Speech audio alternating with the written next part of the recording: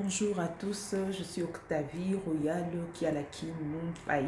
Si c'est pour vous la première fois de me suivre, je vous demande de vous abonner sur ma chaîne YouTube.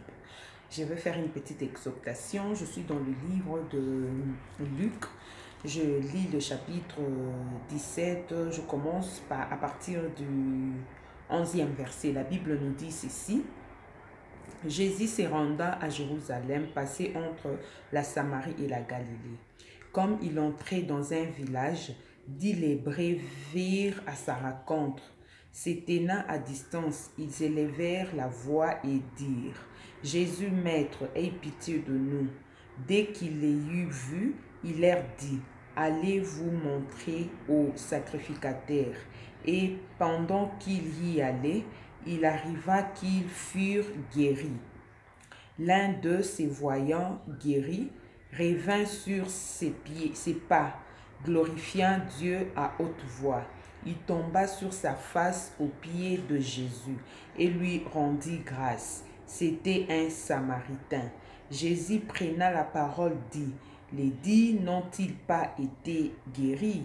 Et les 9 autres, où sont-ils? Nous savons l'histoire ici. Il y avait 10 hommes qui étaient 10 lépreux qui avaient vu Jésus et ils avaient demandé à Jésus-Christ de les guérir. Et le 10 était guéri. Il n'y avait qu'un seul qui s'était retourné au pied de Jésus pour lui dire merci. Et alors nous connaissons nous tous ce qui s'est passé tout au long de cette année 2020. Nous connaissons nous tous combien cette pandémie a dérangé le monde entier. Nous avons perdu de gens. Et oui, il n'y a pas eu que la pandémie qui a tué.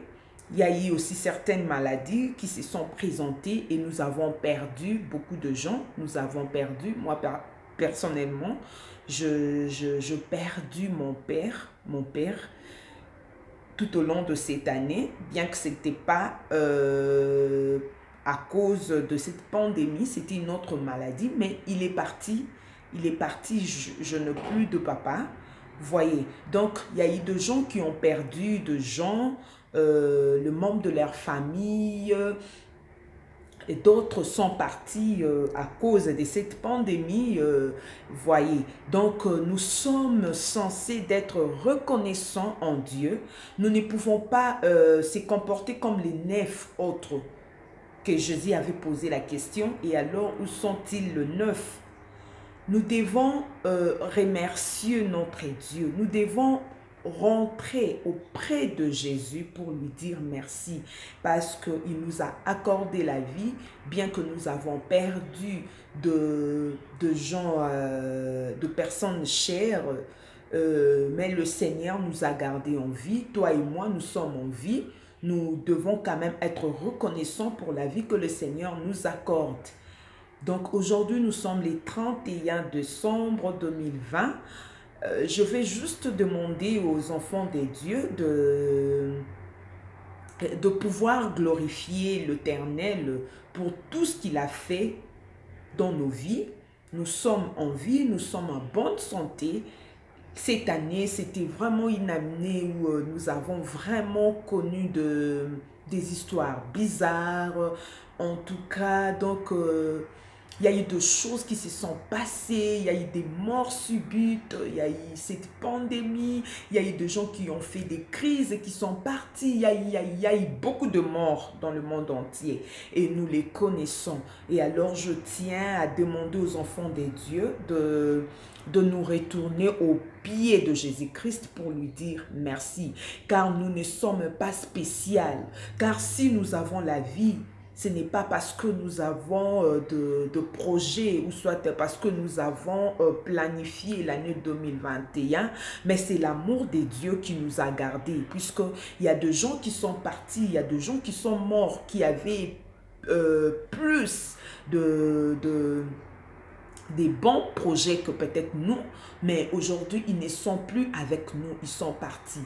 Et pose-toi la question, pourquoi est-ce que Dieu t'a épargné? Pourquoi est-ce que toi, cette pandémie t'a pas touché? Et pourquoi est-ce que toi, tu n'es pas parti? Il n'y a pas que la pandémie qui a tué les gens, comme je disais.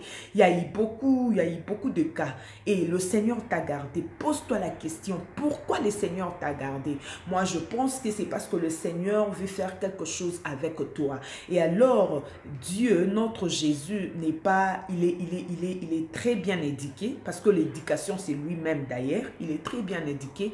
Si tu veux qu'il puisse entrer dans ta vie ou dans ta maison, c'est à toi d'ouvrir la porte. Car c'est chaque jour qu'il frappe à la porte de ta vie.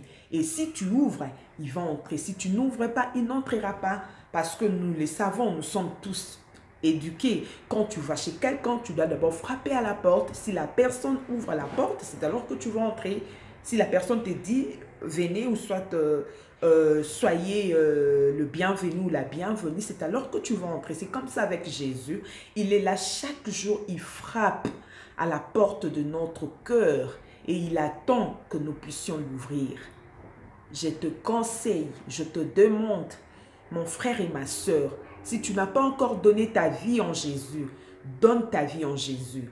Que cette année 2020, Otozokota, dans quelques heures, que tu sois réellement un enfant de Dieu, que tu marches dans la crainte de Dieu, que tu sers ton Dieu, parce que ce n'est pas pour rien qu'il t'a encore accordé la vie. Il a de choses à faire avec toi et il attend que tu puisses disposer ton cœur pour qu'il commence à agir et pour qu'il commence à faire son travail dans ta vie ou soit avec toi. En tout cas, soyons reconnaissants. Soyons reconnaissants, nous les enfants de Dieu. C'est vrai que les églises sont fermées, mais nous pouvons passer nos nuits de prière chez nous. Nous pouvons passer de nuits de prière entre nous à la maison pour la gloire du Seigneur. Que chacun de nous va dans son coin pour remercier l'Éternel Dieu pour ce qu'il a fait. Être en vie, c'est un cadeau, c'est un don. Le don de la vie n'est pas donné à tout le monde. Le Seigneur t'a fait grâce d'être en vie. Et alors, soyons reconnaissants comme cet homme qui était rentré au pied de Jésus pour lui dire merci. Toi et moi aussi, rentrons au pied de Jésus pour lui dire, Seigneur, si je vis encore, c'est parce que tu m'as accordé cette vie et je te suis reconnaissante. Et je te suis reconnaissant ou reconnaissante. Moi, je dis, je suis reconnaissante pour la vie. Parce que si ce n'était pas Dieu, je n'allais pas finir cette année. Il y a eu des choses qui se sont passées. L'Éternel m'a suivi, même là où je te partis, pour me ramener en vie. Et alors, je te demande, à toi aussi, tu as passé des moments difficiles. Tu étais à l'hôpital. Tu avais fait une crise. On t'avait déclaré que tu es déjà mort. Mais le Seigneur t'a rendu encore la vie. Aujourd'hui, tu vis. C'est pour la gloire de Dieu. Et alors, soyons reconnaissants en lui disant merci. En lui disant merci. En lui disant merci. Oh, rabagaraba shindabaraba sondo baba. Resanta kayaba koriamanaba soko. Yahweh, je ne manquerai pas le mot pour te dire merci. C'est vrai que mes mots ne seront pas suffisants à ce que tu as fait dans ma vie. Je te suis reconnaissante. Je te dis merci beaucoup. Merci pour ces dons de la vie que tu m'as accordés. Merci Éternel. Cette année 2020, c'était une année où nous avons subi de choses, où nous avons perdu de gens chers, des personnes qui habitaient au fond de nos cœurs, de personnes qui faisaient nos fiertés. Aujourd'hui, ils sont partis, mais tu nous as fait grâce d'être en vie. Seigneur, bien que ça fait mal de perdre le membre de nos familles, mais nous revenons encore te dire merci pour la vie que tu as donnée à nous qui sommes en vie. Sois élevé, ô Jésus. Que 2020 soit une année où tu vas essuyer nos larmes. Que ce soit une année où nous allons proclamer la grandeur et la puissance de ton amour dans nos vies. Que ce soit une année où nous allons être récompensés. Que ta récompense, Seigneur, soit notre partage tout au long de l'année 2021. Dans le nom de Jésus, que j'ai ainsi pris avec foi et assurance, et j'ai dit merci Seigneur Jésus-Christ. Amen. Que Dieu nous bénisse et que Dieu bénisse toute personne qui m'a suivi. Bye bye.